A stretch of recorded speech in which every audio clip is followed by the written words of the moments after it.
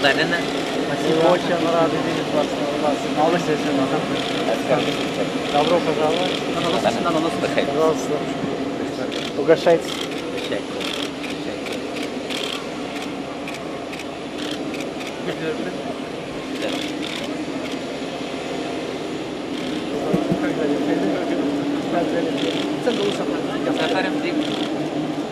Ланда, Как будто второй дом.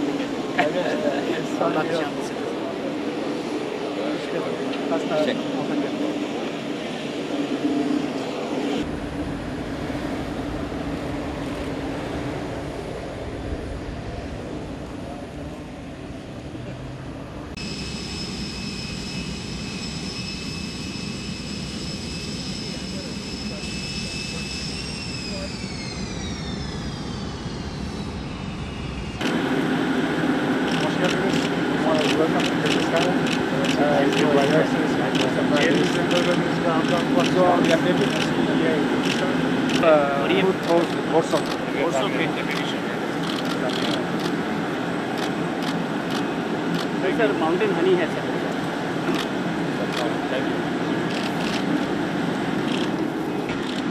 How's your favorite year? Well, it was a long journey from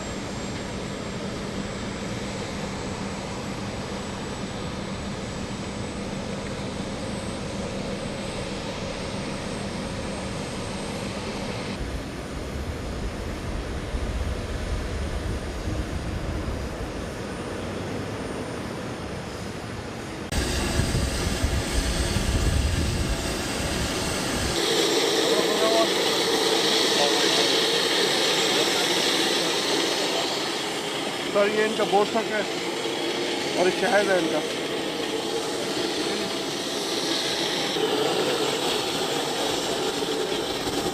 क्या खरीदे Very nice. Очень хорошо. Most beautiful mountain area. Самые красивые горные места.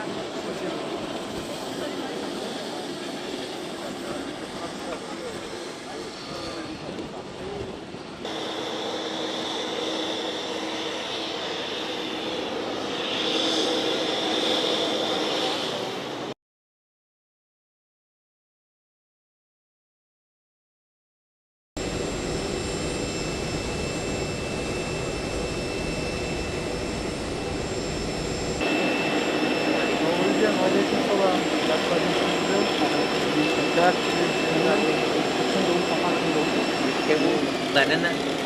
Очень рады видеть вас у нас. Малыш, если добро пожаловать. Пожалуйста. Угощайтесь.